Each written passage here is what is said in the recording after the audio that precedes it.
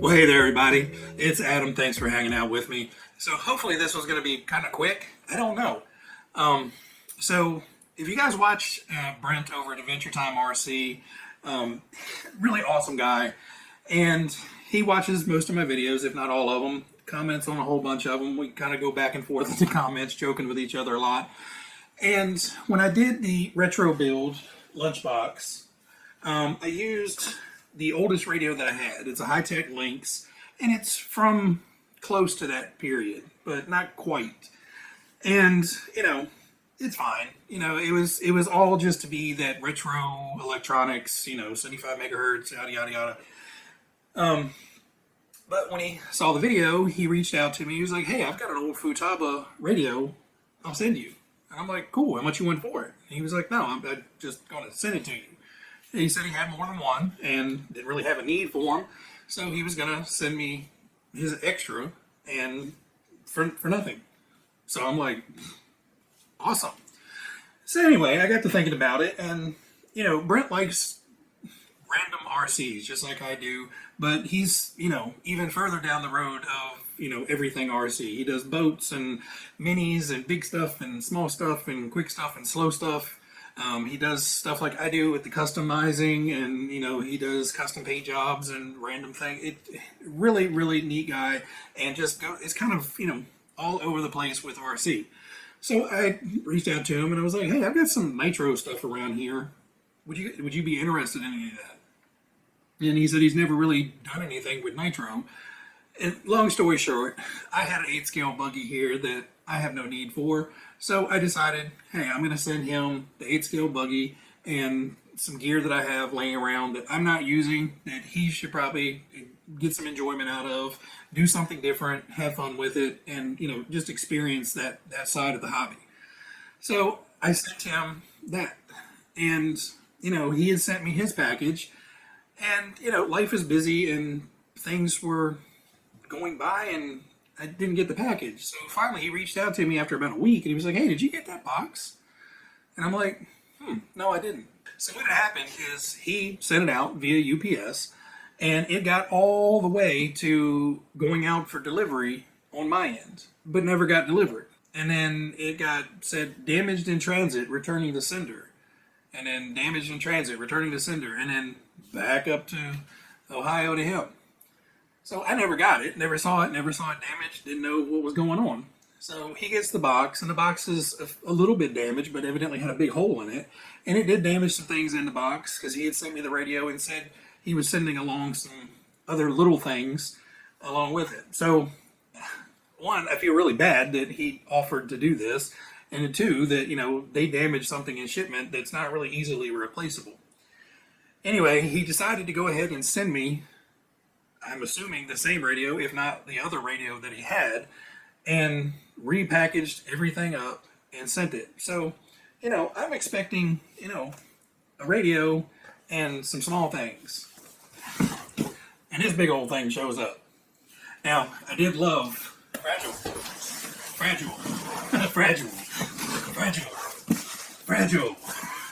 He made it abundantly apparent.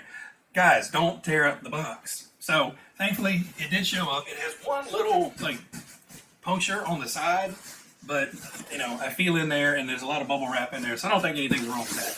So I did notice that when I came back out.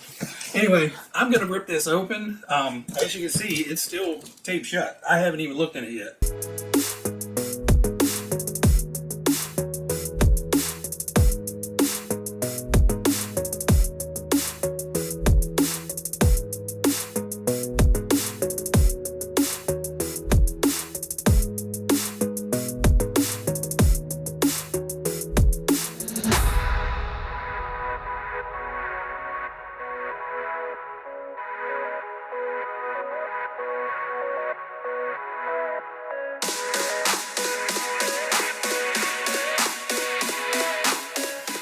Alright, so sorry about not, you know, unboxing it live. It was just going to be way too much noise. There was way too much packaging and way too many things to go through for me to be able to do all that, you know, live.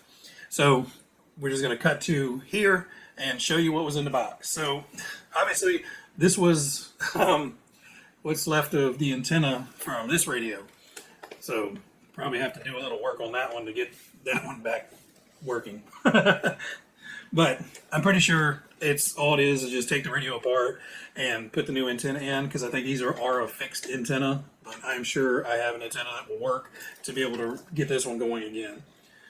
So evidently this one was for a frog at one point, because it has a frog label on there.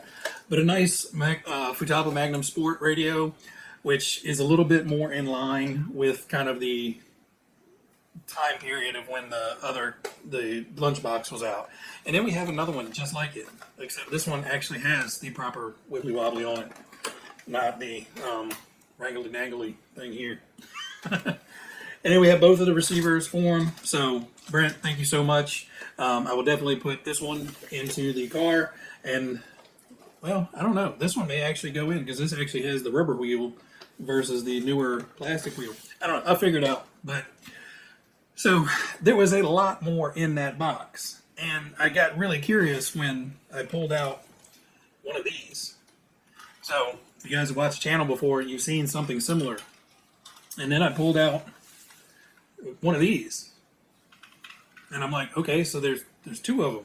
So not only did he send me the Tyrell P34 blue car, hopefully this one will work. Now this one did sustain a little bit of damage from the previous shipping snafu, but overall it's in great shape, and hopefully between the two of the one I have and this one, we'll actually be able to get a running, working one out of it. So it's either, you know, electronics out of one into the other, because I think the other one, the radio part went bad. And so we have the blue one, and then we also have the white one, which the white one is harder to find, and this one is in really good condition. All the decals are still on here. The wing has a little bit of, you know, wrinkling on it, but they all do. It's in really nice shape. So I'm really happy that I've got the white one as well to go along with the blue one. And like I said, hopefully we'll be able to get one of the blue ones actually up and running between the two of them. So that was really, really cool to see. So, you know, Brent, thank you so much. You know how I love these silly little old Radio Shack things from yesteryear. They just bring back memories and smiles from long, long time ago. So sending the radios, you know, above and beyond to start with, and then sending the two cars along with it, you know, absolutely amazing. But then I dug out this radio, and it's to something totally different. So this is to the Kawasaki four-wheeler that he sent along with it.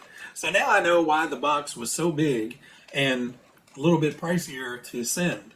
So, you know, thank you so much, Brent. This is awesome. You know, I have one similar to this, but the Kawasaki version is just too cool. You know, the driver guy he looks racier. He has the matching Kawasaki emblem on him, on the back, on the legs, everything. So this is going to be awesome. Another great piece of a collection. Plus, this one actually has kind of more of the four-wheeler style tires. So you have kind of the balloony round ones in the front, and then the squared off, you know, racer, you know, square block tread pattern in the rear. So I have to do some research on this to find out, you know, roughly when this came out and stuff, because I'm not familiar with this one. But, you know, it does the same cool lean steering. So the tires don't go like this, but the whole front end, you know, the whole buggy leans back and forth to make it turn. So that's really cool. Still has the antenna on it and everything, so this looks like it's ready to go. And this one has seen a little bit of use, so this one I will probably, you know, take out a little bit more often. I still have the new in-box Radio Shack one, the Baja Screamer, so I probably won't run that one very often, but this one has seen some use, so I will definitely take this one out and run it occasionally. Yeah, dude, I don't know how to thank you. This is an awesome surprise. 1,000 thanks to you, Brent. You know, like I said, doing the radio was one thing. You know, sending the two Radio Shack cars, and then this guy is just, you know, above and beyond. Thank you so much, and I really hope you enjoy that that Thunder Tiger buggy I sent you. So, you know, great things going out to each guy. So I appreciate it so much. Everybody out there, if you don't follow Brent, link down below to his channel. Head over there. He's got some great content. Super nice guy. He does everything from rock crawling to big rock crawlers, little rock crawlers, from SCX6 all the way down to little 24s, and then, a little bit of everything in between. He actually has a really nice F-150 Tamiya race truck that he got recently, and that's a gorgeous truck as well. So go check out his channel if you haven't already. And everybody out there, you guys be happy, be healthy, be safe. I've got some stuff to tinker with. See you.